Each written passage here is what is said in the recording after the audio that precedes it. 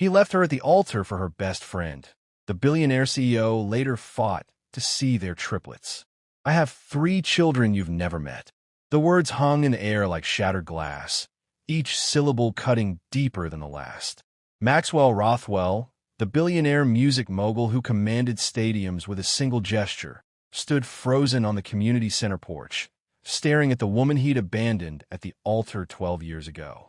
"3," he whispered, his voice barely audible over the sound of children playing nearby. Lydia Morgan's eyes hardened, a storm brewing behind them. "Triplets, all with your eyes, your smile." She paused, letting the weight of her words sink in. "Your blood. Why didn't you tell you?" Her laugh was brittle, sharp enough to draw blood. "I did, but you were too busy starting your new life with my best friend to listen. Have you ever wondered what it would cost to lose 12 years of your children's lives? What price would you pay for a second chance with a family you never knew you had?" Today's story will take you through one man's journey from the heights of success to the depths of regret, and perhaps to the possibility of redemption. If you believe in second chances and stories that touch the heart, hit that like button and subscribe to Love Tales by Mr. Grayson for more powerful stories that remind us what truly matters in life. Despite having everything money could buy, a music empire valued at billions, an architectural marvel of a penthouse overlooking the city skyline, and global recognition, an emptiness gnawed at Maxwell Rothwell. The morning light streamed through floor-to-ceiling windows, illuminating the solitary figure seated at his custom-designed breakfast bar. He sipped his espresso, its bitter taste mirroring the regret that occasionally visited him in quiet moments like these. 12 years of relentless work had built Crescendo Music Group into an industry titan. His face regularly graced magazine covers, his name synonymous with musical innovation and business acumen. Yet something vital was missing. Success felt hollow when there was no one to share it with. "Another song, another million," he muttered to himself, the phrase a cynical reminder of how far he'd come from playing small clubs for spare change. Once, that journey had filled him with pride. Now it felt like a path that had cost him something he couldn't name. He scrolled through his itinerary for the day. A recording session with their newest artist, an executive meeting about international expansion, dinner with potential investors. The same carefully orchestrated routine that had defined his existence for years. Perfectly scheduled, utterly predictable, and increasingly meaningless. The next morning, Maxwell descended in his private elevator, perfectly dressed in a designer suit that balanced artistic flair with understated elegance. His driver waited at the curb, door already open. "Good morning, Mr. Rothwell," said Derek, his driver of 10 years. The only constant presence in Maxwell's ever-changing entourage of employees and associates. "Morning, Derek."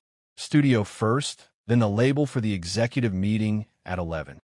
As the luxury sedan glided through morning traffic, Maxwell scrolled through emails on his tablet. A notification from a local news app caught his attention. Normally, he ignored these, preferring the carefully curated industry news his assistant selected. But a familiar name jumped out at him. Local music teacher's youth orchestra wins national recognition. Founders Triplets lead ensemble.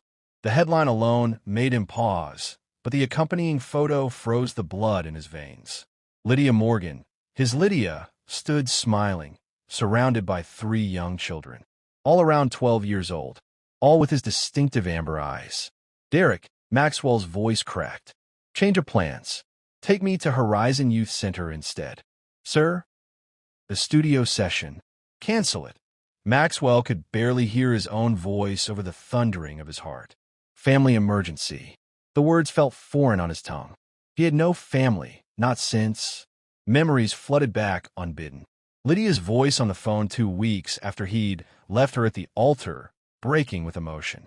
He'd been so wrapped up in his new life with Vanessa, Lydia's former best friend and maid of honor, and the breakthrough album that launched his career that he'd barely listened.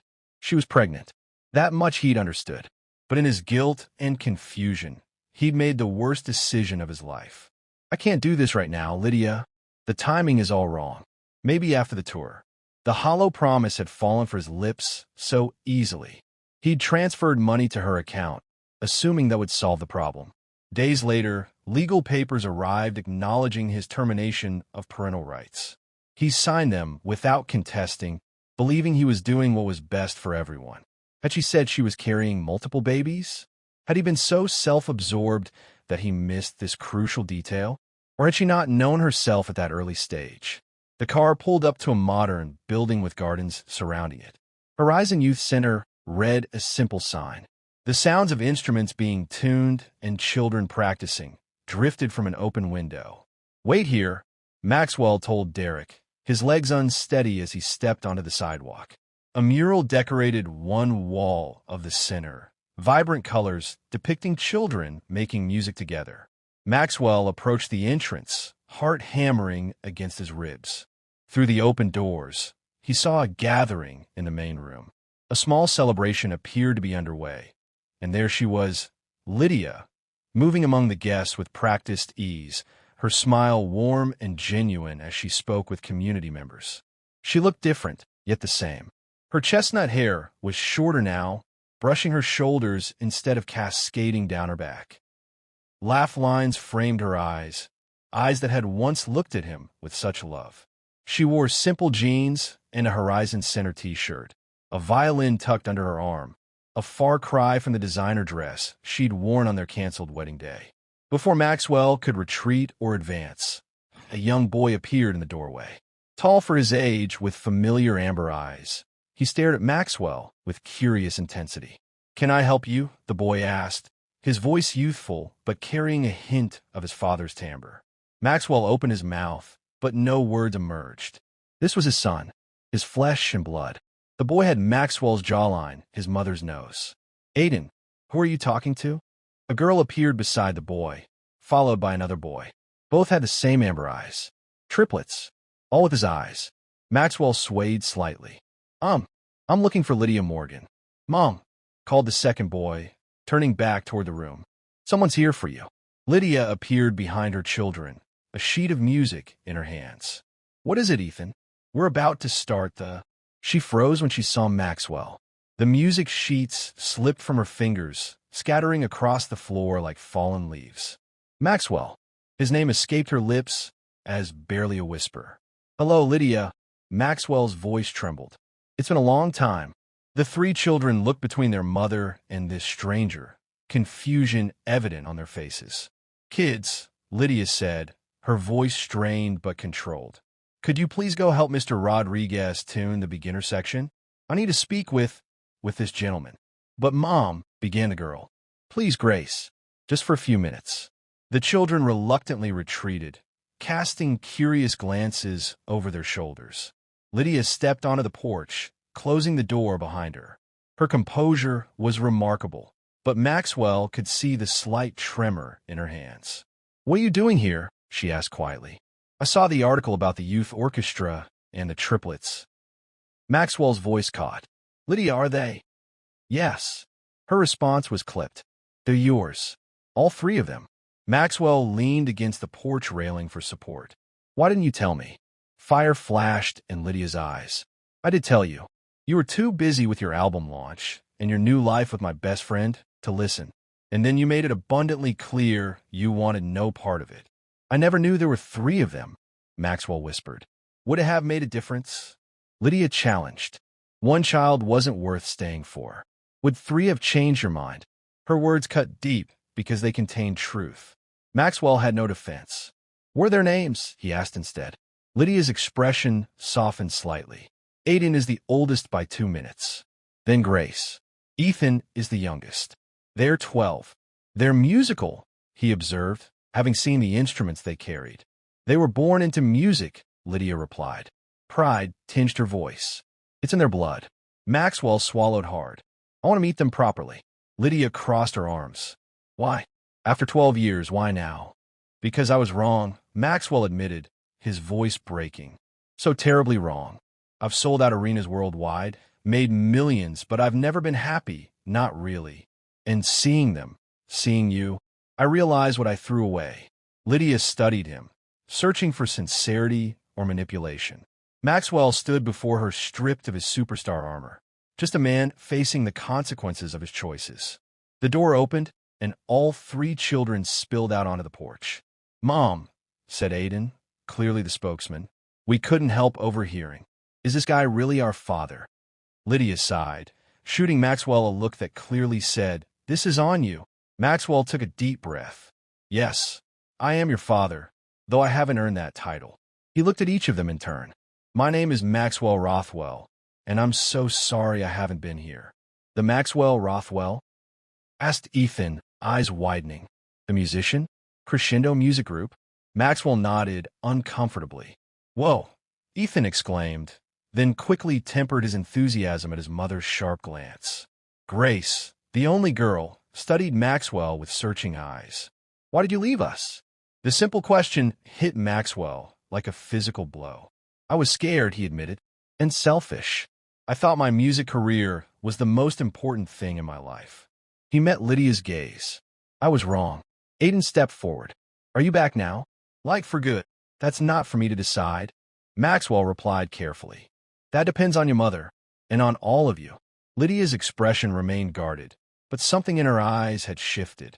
"Perhaps," she said carefully, "we could start with dinner tomorrow night at our house." She looked at her children. "If that's what you all want." Three heads nodded in unison. "I'd be honored," Maxwell said, emotion threatening to overtake him. As he prepared to leave, Aiden approached him awkwardly. "So, should we call you Dad, or—" "You can call me Maxwell for now," he replied gently. "I need to earn Dad." He exchanged contact information with Lydia, promising to arrive at 6 the next evening. As his car pulled away, Maxwell looked back at the four figures standing on the porch, the family he never knew he had. Tears blurred his vision as Derek navigated back toward the city center. "Are you all right, sir?" Derek asked, concern evident in his voice. "No," Maxwell replied honestly. "But I think for the first time in 12 years, I might be heading in the right direction." Can you imagine facing the people you hurt most in the world? Comment below if you think Maxwell deserves a second chance. And subscribe to Love Tales by Mr. Grayson for more stories that explore the complex journey of redemption. Maxwell spent the rest of the day in a daze. He canceled all appointments, ignoring the flurry of concerned messages from his executive team. Instead, he sat in his penthouse living room, scrolling through every article he could find about Lydia and the Horizon Youth Center. The story unfolded through local news, features, and community spotlights. After their broken engagement, Lydia had finished her music education degree while pregnant with triplets. She taught private lessons from her tiny apartment while raising 3 infants alone. 5 years ago, she'd founded the Horizon Youth Center, transforming an abandoned community building into a thriving music program for underprivileged children. Her creation had flourished, gaining national recognition when her students, led by her own triplets, won prestigious youth orchestra competitions. All accomplished without a penny of his vast fortune. All built while he was chasing fame and accolades. The next evening, Maxwell sat in his car outside a modest 2-story home, clutching a bouquet of lilies, Lydia's favorite flowers from years ago, and 3 wrapped packages. He'd spent hours selecting gifts that might appeal to children he knew nothing about. For Aiden, a high-end guitar. For Ethan, a professional-grade electronic keyboard. For Grace, a vintage violin bow. Would they see these presents as genuine gestures or transparent attempts to buy affection? His watch read 5:55 p.m. After 12 years of absence, being precisely on time seemed crucial.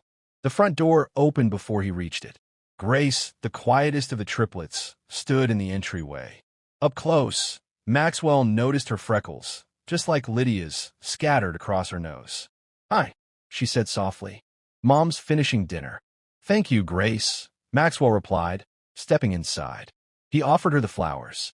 "Could you give these to your mother?" Grace accepted them with a shy smile and disappeared into the kitchen. The home felt lived in and warm. Walls adorned with children's artwork and family photos chronicling 12 years of milestones he'd missed. School awards, music competition trophies, and handmade crafts lined the shelves. Maxwell's throat tightened at a framed photo of 3 gap-toothed 7-year-olds blowing out birthday candles. 7 birthdays, he whispered to himself. 12 Christmases, first days of school. 4 first steps, 4 first words, 3 broken arms from climbing the same tree. I told him was dangerous, came Lydia's voice from behind him. She stood wiping her hands on a kitchen towel, Grace at her side with the lilies. Dinner's ready, she interrupted, her tone neutral but not cold. Kids, table. Thundering footsteps announced the arrival of the other 2 children. Ethan bounded down the stairs, while Aiden emerged from a room that appeared to be a small music studio. Whoa, presents! Ethan spotted the packages in Maxwell's arms. Lydia raised an eyebrow. Maxwell, you didn't need to. I wanted to, he said simply, though I realize gifts can't make up for lost time. Dinner was homemade lasagna.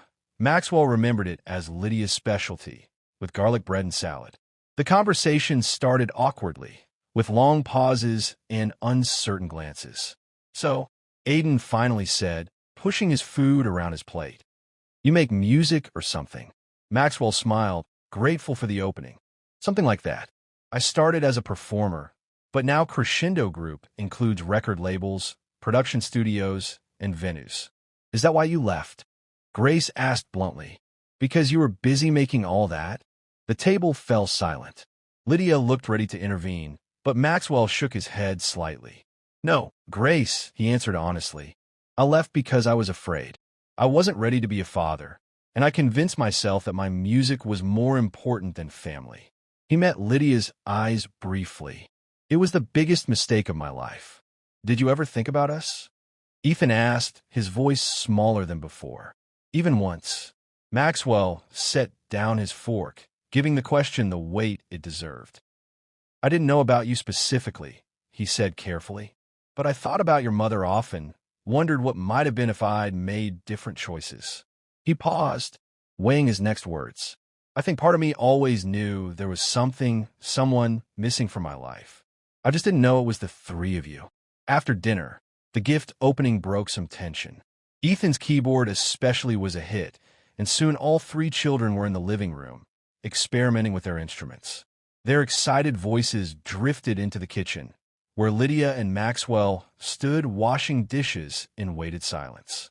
They're amazing kids, Maxwell said finally. They are, Lydia agreed. Smart, kind, resilient. They get that from you. The stubbornness is all you, Maxwell replied with a small smile. Especially Aiden. Lydia handed him a plate to dry, then grew serious. Maxwell, I know you have your life in Los Angeles, touring schedules, recording sessions. If you start this only to disappear when your next album cycle begins.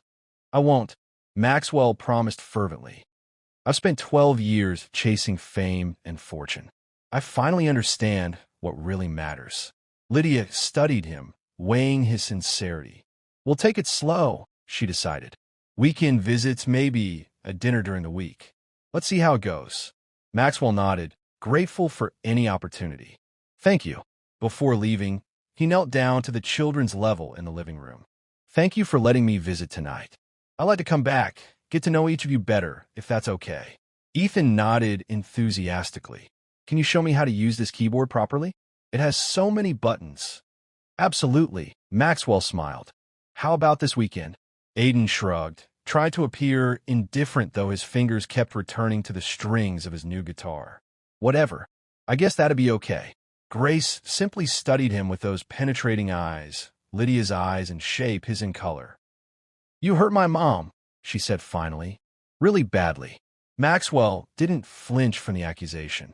I did, he acknowledged, and I will spend the rest of my life trying to make that right to her and all of you. Grace nodded, apparently satisfied with his answer for now. I have a recital next Thursday. If you want to come. I wouldn't miss it for the world, Maxwell replied, emotion thick in his throat. As he drove back to his empty penthouse that night, Maxwell realized something had fundamentally shifted inside him. For the first time in years, he felt something like purpose, something like hope. In the following weeks, Maxwell restructured his entire life around his newfound family. He rescheduled recording sessions, delegated more responsibility to his executives, and declined tour opportunities that would take him away for too long. His personal assistant, Vivian, watched these changes with curiosity. You're turning down the European tour? That's been in the works for months. Family commitment. Maxwell replied simply, placing framed photos of 3 children on his desk. Vivian's eyes widened. Since when do you have? It's a long story, Maxwell said with a smile. 12 years long, actually. Each of the triplets connected with Maxwell differently. Ethan was eager to learn about music production and composition. He bombarded Maxwell with questions about songwriting and producing. Could you teach me how to use a mixing board? He asked one Saturday morning. I want to produce my own tracks like you. Maxwell spent the weekend creating a makeshift studio in Ethan's bedroom, delighted by his son's quick mind and enthusiasm. This is so cool, Ethan exclaimed, adjusting levels on the small mixer Maxwell had brought. Mom's been saving forever to get me equipment like this. You have real talent, Maxwell told him, watching the boy's fingers fly over the controls with natural intuition. Better than I had at twice your age. Ethan looked up, his face bright with pride. Really? You're not just saying that because because of who you are. No, Maxwell said firmly. I wouldn't lie about music. Not ever. Aiden was more reserved, his trust harder to earn. Maxwell discovered his passion for classical guitar and began attending his lessons, sitting quietly in the back of the room. After a particularly challenging session, Maxwell approached carefully. That Bach piece is difficult even for professionals. You handled it beautifully. Aiden shrugged, but his fingers betrayed his nervousness, plucking absently at his guitar strap. It's the arpeggios in the third movement. I can't get the timing right. May I? Maxwell gestured to the guitar. After a moment's hesitation, Aiden handed it over. Maxwell demonstrated the passage, slowing it down to show the fingering technique. Try thinking of it as waves, he suggested, returning the instrument, each phrase flowing into the next. Aiden tried again, and the improvement was immediate. A small smile tugged at his lips, the first genuine one directed at Maxwell. That actually helps, he admitted grudgingly. Maxwell felt a surge of connection. My father taught me that trick. He was a guitarist too, before. Before what? Aiden asked, curiosity overcoming his reserve. Before he gave it up to work in a factory to support our family, Maxwell said quietly. He never made it as a musician, but he gave me my first guitar. Taught me everything he knew. Something shifted in Aiden's expression, understanding, perhaps, or recognition of a shared legacy he hadn't known existed. Grace connected through her violin. Her playing was technically precise, but sometimes lacked emotional depth. When Maxwell noticed her struggling with a particularly difficult concerto for her advanced youth orchestra, he arranged for a master class with a renowned violinist. This is incredible, she gasped after the session. I've been trying to get into her workshop for years. Your mother mentioned your dream, Maxwell explained. I'd love to hear you play it when you're ready. Grace's smile was hesitant but warm. Maybe at my next recital. The next day, Maxwell found Grace practicing alone in the living room, frustration evident in her tense shoulders. May I? He asked from the doorway. Grace nodded, lowering her violin. The piece sounds beautiful, he said, but I can see you're not satisfied. It's technically correct, she replied, but my conductor says it lacks feeling. Maxwell considered this. Do you know why your mother named you Grace? The question caught her off guard. She said it was because I moved so gracefully inside her, even before I was born. Maxwell smiled. She told me once, back when we were together, that if we ever had a daughter, she wanted to name her Grace, after her grandmother, who played violin for the joy of it, not for perfection. Grace's eyes widened. I didn't know that. Try playing it once, not thinking about the notes or the technique, but about joy, about why you love music in the first place. Grace raised her violin again and began to play. The difference was subtle but profound. The notes came alive, infused with something personal and real. When she finished, tears glistened in her eyes. That felt different. That, Maxwell said softly, was pure grace. As summer progressed, Maxwell found himself spending more time at the Horizon Center than his own apartment. He began offering mentorship to advanced students, his world-class expertise now serving Lydia's vision for community music education. One evening, he found Lydia alone in her office, reviewing grant applications. "You've built something remarkable here," he said quietly. Lydia looked up, fatigue evident in her eyes. "It wasn't easy, especially in the beginning. Teaching private lessons during the day, playing restaurant gigs at night, all while caring for 3 infants." Maxwell's throat tightened. "I should have been there." "Yes," Lydia agreed simply. "You should have." The bluntness of her response was somehow more devastating than anger would have been. "The night I left you at the altar," he began hesitantly. "Do you know what I was thinking?" Lydia set down her pen. "I've wondered that for 12 years. "I wasn't thinking at all," Maxwell admitted. "I was just terrified of failing you, of failing us." Vanessa was there, telling me I was destined for greatness, that settling down would kill my career before it started. And I believed her, because it was easier than facing my own fears. He met Lydia's eyes. "It was never about not loving you enough. It was about not believing in myself enough to deserve you." "And now?" Lydia asked quietly. "Now I know what real failure looks like," he replied. "And it has nothing to do with record sales or concert venues. Real failure was walking away from the only woman I've ever truly loved and the family we could have had." Something vulnerable flashed across Lydia's face before she carefully composed her expression again. "The night you left me at the altar," she continued after a moment, "do you know what hurt the most? Not that you chose your career over me. I might have understood that eventually. It was that you chose Vanessa." Maxwell flinched at the name.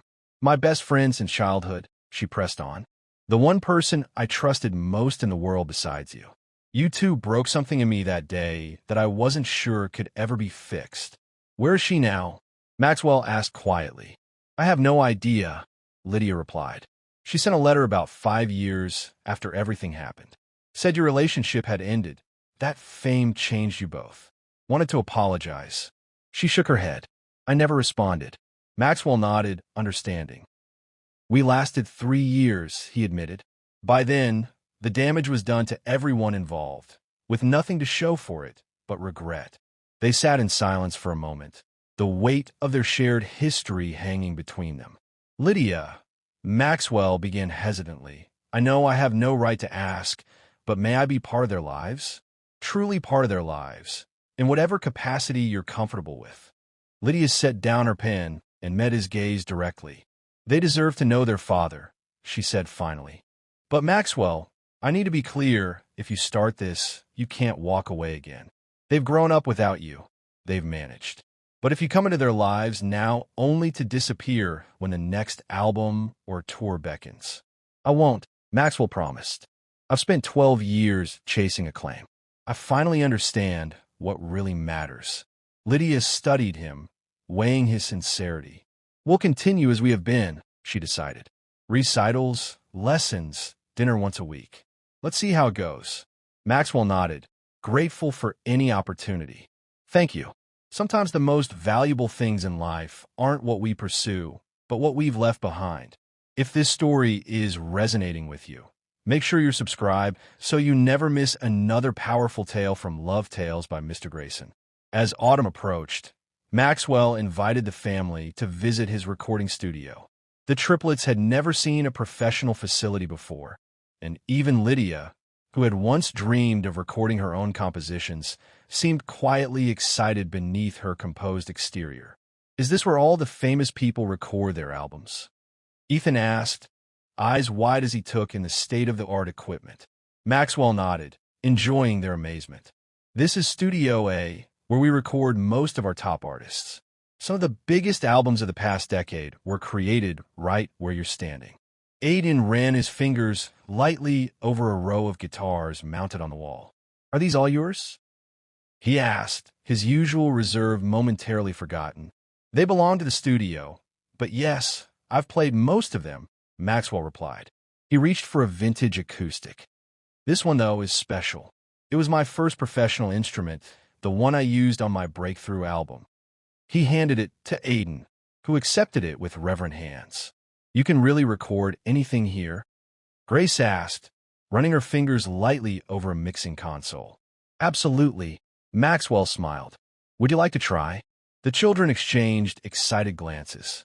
Really? Lydia asked, surprise evident in her voice. A professional session costs thousands of dollars per hour.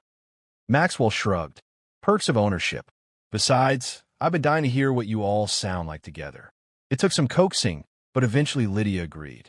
They chose a folk song she had often sung to the triplets as a lullaby, one that Maxwell remembered her performing at open mic nights when they were young and in love, before fame and fear had torn them apart. The transformation was remarkable. Ethan, usually bouncing with energy, became intensely focused at the keyboard. Aiden, typically guarded, lost himself in the guitar parts. Grace, always striving for technical perfection, played with genuine emotion. And Lydia's voice, the voice that had first captured Maxwell's heart 15 years ago, soared above it all, still as pure and affecting as ever. Maxwell guided them through the recording process, showing each child how their individual parts contributed to the whole. When they finally gathered in the control room to hear the playback, a reverent silence fell over them. The music that filled the room was imperfect but authentic. Not polished like the commercial tracks Maxwell usually produced, but something far more valuable, a family's emotional truth captured in sound. We sound good together, Aiden said, surprise evident in his voice. We do, Maxwell agreed, emotion thick in his throat. Music is in your blood, in all your blood. Mom, you never told us you could sing like that, Grace whispered, awe in her voice. Lydia's cheeks flushed. It's been a long time since I performed seriously. You should do it more, Ethan declared. You're better than half the people on the radio. He's right, Maxwell said softly.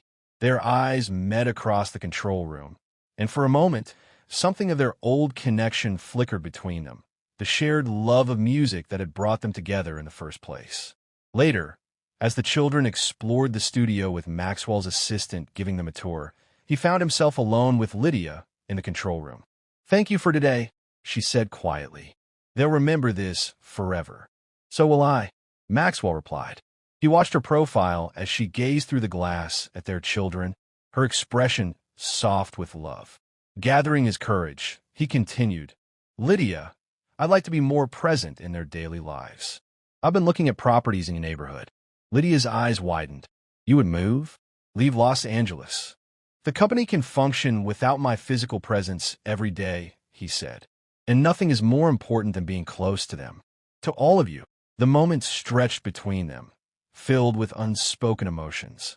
You hurt me, Maxwell, Lydia finally whispered. More than I've ever let anyone hurt me. I know, he acknowledged, pain evident in his voice. And yet, she continued, a small, wondering smile touching her lips. Here we are, co-parenting 3 children who play your musical arrangements in my living room. Life takes unexpected turns. Maxwell reached across the space between them, hesitantly covering her hand with his. When she didn't pull away, hope bloomed in his chest. I was a different person then, he said softly. Selfish, ambitious to a fault. Success came so fast after that first album, and I lost myself in it. And Vanessa?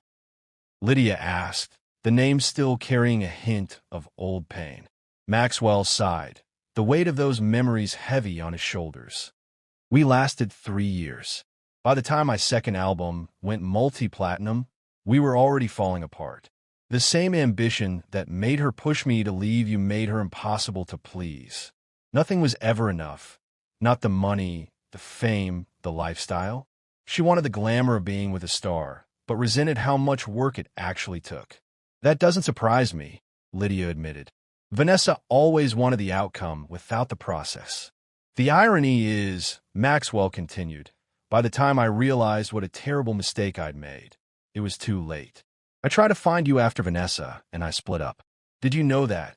Lydia's surprise was evident. No, I didn't. You'd moved, changed your number. It was like you'd vanished. I told myself it was for the best, that you deserved someone who hadn't betrayed you so completely. He paused, looking out at their children through the studio glass. I had no idea what I was really losing. They sat in comfortable silence for a moment, watching Ethan enthusiastically press buttons on a synthesizer while Aiden and Grace laughed at his antics. For what it's worth, Lydia said finally. I think the man you are now might have been worth waiting for. She squeezed his hand once before gently withdrawing it. But we can't go backward, only forward. Forward sounds perfect, Maxwell replied softly. As winter approached, the Horizon Center prepared for its annual holiday concert. All three triplets would be performing, Aiden with the guitar ensemble, Ethan with the jazz band, and Grace as a soloist with the youth orchestra. Maxwell had attended each rehearsal, offering gentle guidance when asked, but mostly just watching with undisguised pride as his children demonstrated their inherited musical gifts. The day of the concert, Maxwell arrived early, arms laden with flowers for Lydia and the children. Backstage was chaos, with young musicians tuning instruments and parents helping with last-minute preparations. He found Lydia directing it all with calm efficiency, though the strain showed around her eyes. Need any help? He offered. Actually, yes, she replied, surprising him. Our conductor has the flu. The program starts in 20 minutes, and we have no one to lead the orchestra. Maxwell blinked. You want me to conduct? Your orchestra? You are qualified, she said with the ghost of a smile. Unless you'd rather sit in the audience? I'd be honored, he said sincerely. With minimal rehearsal time, Maxwell stepped onto the podium before a nervous youth orchestra. Grace sat in the concertmaster's chair, her expression a mix of anxiety and excitement. Follow me, he told them simply. Trust the music. Trust yourselves. The performance was imperfect but heartfelt. When Grace's solo arrived, Maxwell met her eyes briefly before giving her the cue. The melody that flowed from her violin brought tears to his eyes. The same haunting beauty he'd once heard in Lydia's playing, now reborn in their daughter. After Grace's piece, Ethan's jazz band took the stage.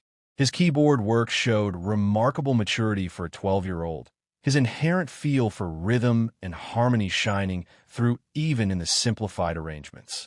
Aiden's guitar ensemble closed the program. Maxwell watched from the wings as his eldest son performed a complex classical piece, his face a mask of concentration until the final note. When he looked up and, spotting Maxwell watching, gave a small, secret smile of shared understanding. At the reception afterward, a local reporter approached them.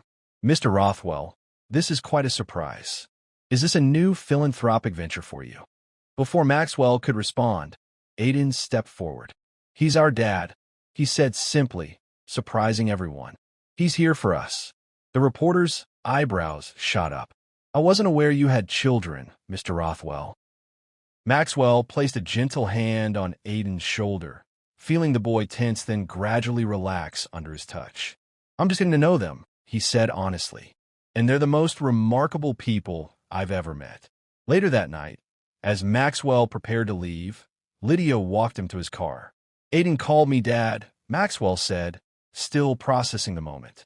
I heard, Lydia replied. How did it feel? Like coming home, he admitted. Like everything I've ever accomplished pales in comparison to that one word. They stood in the gentle snowfall, years of hurt and hope suspended between them. The holidays are coming, Lydia said after a moment. The kids have been asking if you'll be here for Christmas. There's nowhere else I'd rather be, Maxwell answered honestly. 12 Christmases without you, Lydia murmured. This will be the first one with you. Maxwell felt emotion tighten his throat. Being included in your lives is the only gift I need. Lydia took a step closer. There was a time when I hated you, she admitted softly. When I would have slammed the door in your face if you'd returned. I wouldn't have blamed you. But watching you these past months, your genuine effort, your love for our children, your respect for me, and the life we built without you, I've realized something. Lydia paused, gathering courage. I never completely stopped loving the man I thought I was going to marry. I just buried those feelings beneath anger and hurt. Maxwell's heart stuttered. Lydia, I'm not saying I'm ready to pick up where we left off, she clarified. Too much has happened. But I'm open to the possibility of something new, something based on who we are now, not who we were then. Maxwell gently took her hands in his. That's more than I deserve, more than I hoped for.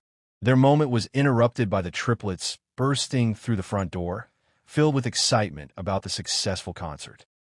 Dad, Mom, did you see how many people came up to congratulate us after? Grace exclaimed, the word dad falling naturally from her lips for the first time.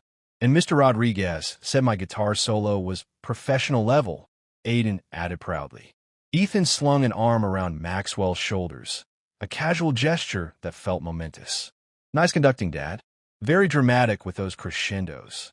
Maxwell and Lydia exchanged a look of shared amusement and wonder at their children's easy acceptance. As the 5 people he loved most in the world chattered around him, Maxwell felt a completeness he'd never known. Whatever challenges lay ahead, they would face them together.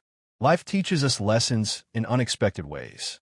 If this story is resonating with you, make sure you're subscribed to Love Tales by Mr. Grayson so you never miss another powerful tale about redemption and second chances. 2 weeks later, Maxwell closed on a house just 10 minutes from Lydia's. The spacious craftsman home needed work, but it had potential, and more importantly, it had a converted garage perfect for a home recording studio where the children could develop their talents. When he gave the triplets a tour, their reactions were characteristically unique. This is where I'm going to compose my first film score, Ethan declared, spinning around the empty studio space with his arms outstretched. The acoustics need work, Aiden observed, clapping his hands to test the sound. But we could install acoustic panels. Grace wandered through the house, touching door frames and window sills with thoughtful fingers. It feels empty, she finally said. It is, Maxwell acknowledged. I was hoping you 3 might help me make it feel like home. Pick out colors for your rooms, furniture you like. Our rooms, Grace asked, her eyes widening. We'll have rooms here, if you want them, Maxwell said carefully. For weekends, or whenever your mom agrees. This isn't about replacing your home with her. It's about creating another place where you belong. The triplets exchanged glances, having one of those silent conversations that only multiples seemed capable of. Can I have blue walls? Ethan asked finally. Mom never lets me have blue walls. Because blue makes you even more hyper, Grace retorted, rolling her eyes. Does not. Does too. Maxwell laughed, joy bubbling up inside him. These ordinary sibling squabbles, once so foreign to his experience, now felt like precious gifts. You can have any color you want, he promised. Even blue. As Christmas approached, Maxwell found himself in uncharted territory. He'd never decorated for the holidays before. His Decembers were typically spent at industry parties and year-end business meetings, with perhaps a brief call to his distant relatives. But this year was different. With Lydia's guidance, he selected a massive tree for his new living room and spent an evening with the triplets decorating it with a haphazard collection of ornaments they'd chosen together at a local holiday market. This is the ugliest Christmas tree I've ever seen, Aiden declared, stepping back to survey their work. The tree listed slightly to one side, overwhelmed by too many ornaments on its right branches. It's not ugly, Grace protested. It has character. It's definitely a first attempt, Lydia agreed, hiding a smile behind her mug of hot chocolate. I think it's perfect, Maxwell said firmly. And he meant it. The misshapen tree with its eclectic decorations represented everything he'd been missing. Imperfect, authentic family moments that no amount of money could buy. On Christmas Eve, they gathered at Lydia's house as planned. Maxwell arrived bearing carefully wrapped gifts that he'd selected with each child in mind. Not expensive instruments this time, but thoughtful items that showed he'd been paying attention to who they were becoming. For Aiden, a rare book about the history of the guitar, with handwritten annotations by one of his musical heroes. For Ethan, a vintage synthesizer that Maxwell had tracked down through industry connections. For Grace, an antique music box that played her favorite classical piece. But his most nervous moment came when he handed Lydia a small, elegantly wrapped box. You didn't need to give me anything, she protested. I wanted to, he replied simply. Open it later, when you're alone. The evening unfolded with food and laughter and music. The triplets performed a surprise piece they'd been practicing in secret, a complex arrangement of their parents' favorite songs, woven together with remarkable skill for 12-year-olds. When did you work on this? Lydia asked, wiping tears from her eyes after their performance. At Dad's house, Ethan replied proudly. In the studio, we recorded it too, but we wanted you to hear it live first. Maxwell felt his heart swell at the casual way they referred to his home as Dad's house now, a place that belonged in their lives. Later, after the triplets had gone to bed, buzzing with excitement for Christmas morning, Maxwell and Lydia sat before the fire, sharing a quiet moment. "Thank you," he said softly, "for allowing me to be part of today. I know it couldn't have been easy." "It was easier than I expected," Lydia admitted. "Watching you with them, it feels right somehow. Like the missing piece has finally been found." Maxwell reached for her hand, and she let him take it. "I used to think success meant platinum albums and industry awards," he said. "Now I know it's measured in moments like these."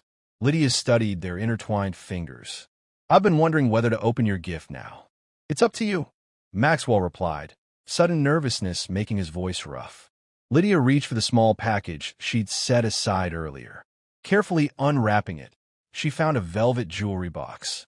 Inside was a delicate silver pendant in the shape of a treble clef, with 3 small birthstones embedded along the curve. "It's beautiful," she whispered. "Turn it over," Maxwell urged gently. Engraved on the back were the words, "The greatest composition we created together." Lydia's eyes filled with tears. "Maxwell, I'm not asking for anything," he said quickly. "I just wanted you to know that however much I've achieved in music, nothing compares to Aiden, Grace, and Ethan. And I have you to thank for raising them into the incredible people they are." Lydia wiped her eyes, then reached up to fasten the necklace around her throat. "Help me." Maxwell moved behind her, his fingers brushing against her neck as he secured the clasp. The simple touch sent electricity through him, a reminder of what they had once been to each other. "Merry Christmas, Lydia," he murmured. She turned to face him, the pendant gleaming in the firelight. "Merry Christmas, Maxwell." Christmas morning dawned with the chaotic joy that only children can bring to a holiday. Maxwell arrived early, bearing fresh pastries and coffee, to find the triplets already awake and sorting through their stockings. "Dad's here," Ethan called out, mouth full of chocolate. "Finally," Aiden groaned dramatically. "Mom wouldn't let us open the big presents until you got here." Grace simply hugged him, a gesture that still surprised Maxwell with its easy affection. "Merry Christmas, Dad." "Merry Christmas," he replied, throat tight with emotion. "Sorry I'm late." "You're right on time," Lydia assured him, appearing from the kitchen with a mug of coffee which she handed to him. The pendant he'd given her glinted at her throat. The gift opening was a joyful frenzy, with exclamations and thank yous and the rustle of wrapping paper. But when all the children's gifts had been opened, Aiden disappeared briefly, returning with a large flat package. "This is from all of us," he said, suddenly shy. "Mom helped, but it was our idea." Maxwell unwrapped it carefully to reveal a handcrafted wooden frame containing a collage of photographs. 12 years of moments he had missed. First steps, first days of school, birthdays, holidays, music recitals, sports games, and art shows. And in the center, a recent family portrait of all 5 of them taken after the holiday concert. Across the bottom in careful lettering were the words, "The past we shared without you. The future we'll build together." Maxwell couldn't speak through his tears. He simply opened his arms, and all 3 children crowded in for a group hug that felt like coming home. Later that afternoon, as the triplets tested their new gifts, Maxwell and Lydia stood in the kitchen doorway, watching their family with shared contentment. "Thank you," Maxwell said softly, "for allowing me back into your lives, for giving me a second chance I didn't deserve." Lydia slipped her hand into his. "Maybe it's not about deserving. Maybe it's about recognizing what matters and choosing it every day from now on." Maxwell squeezed her hand gently. "I choose this. All of you. Every day." Above them, someone had hung a sprig of mistletoe. Lydia noticed it first and smiled. "Ethan's doing, no doubt. He's become quite the romantic." Maxwell followed her gaze upward, then looked back at Lydia questioningly. She nodded almost imperceptibly, and he leaned down to kiss her gently, briefly, a promise of possibilities. A cheer erupted from the living room. They turned to find all 3 triplets watching them with varying expressions of delight and mock disgust. "Gross," Grace groaned, but she was smiling. Statistically speaking, Ethan announced with scientific gravity, this outcome was inevitable given the variables involved. Aiden simply rolled his eyes, though the corners of his mouth twitched upward. Does this mean we're going to be one of those weird, normal families now? Maxwell and Lydia exchanged amused glances. Define normal, Maxwell challenged. You know, Aiden shrugged. Parents who embarrass their kids in public. Family game nights. Arguments about curfews and chores. Sounds perfect to me, Maxwell replied honestly. As Maxwell stood with his arm around Lydia, surrounded by their children, he marveled at how completely his life had transformed in just a few months, from empty success to meaningful connection, from solitude to family. It wasn't perfect. There were still wounds healing, trust rebuilding, relationships deepening. But it was real and true and worth every moment. Outside, snow continued to fall, covering the world in pristine white, a blank page on which to write their future together. 1 year later, the Rothwell Morgan household bustled with activity. Spring sunshine streamed through open windows as Maxwell flipped pancakes in the kitchen of their new home, a spacious house with enough bedrooms for everyone and a state-of-the-art recording studio in the converted garage. Dad, have you seen my composition notebook? Ethan called from upstairs. I need to finish my piece for the showcase tonight. Check the studio, Maxwell replied, sliding a perfectly golden pancake onto a growing stack. Next to the mixer where you left it yesterday. The past year had transformed them all.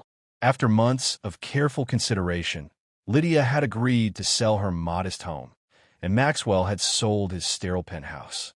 Together, they purchased this warm, welcoming house halfway between the Horizon Center and the Triplet School, a fresh start on neutral ground.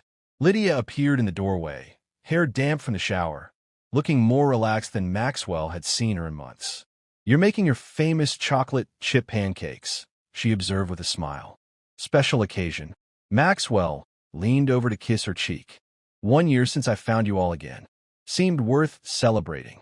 Lydia's eyes softened as she wrapped her arms around his waist from behind. Best year of my life.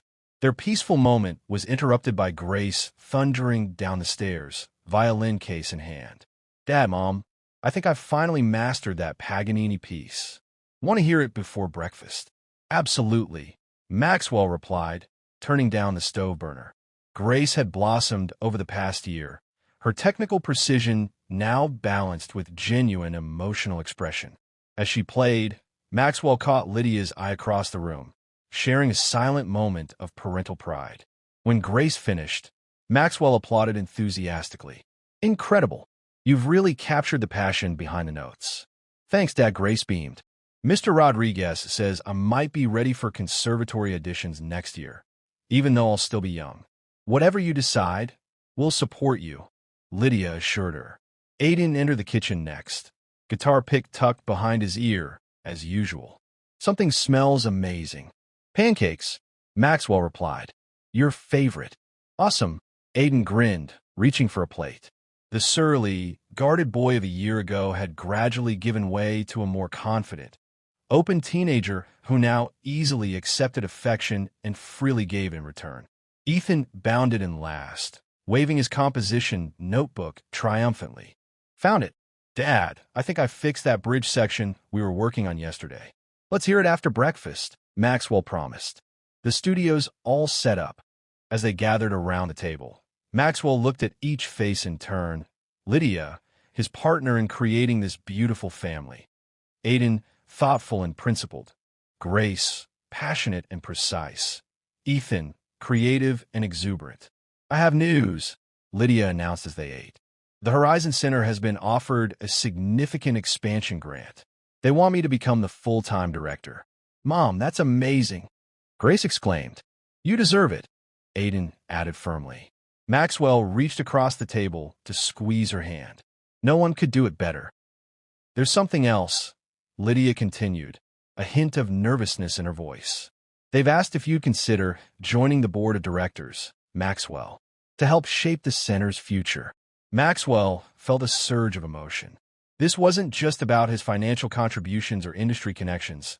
This was Lydia inviting him to be part of her dream, to help build something lasting together. I'd be honored, he said sincerely. Also, Ethan interjected, mouth full of pancake, we should get a dog. The abrupt change of subject made everyone laugh, breaking the emotional moment. A dog, huh? Maxwell pretended to consider it seriously. What kind? Something big, Aiden suggested. That can run with me in the mornings. Something fluffy, Grace countered. And cuddly for when I'm practicing. Something smart, Ethan insisted. That I can teach tricks. Lydia caught Maxwell's eye across the table, her expression warm with love and amusement. What do you think, Maxwell? Is there room in our family for one more?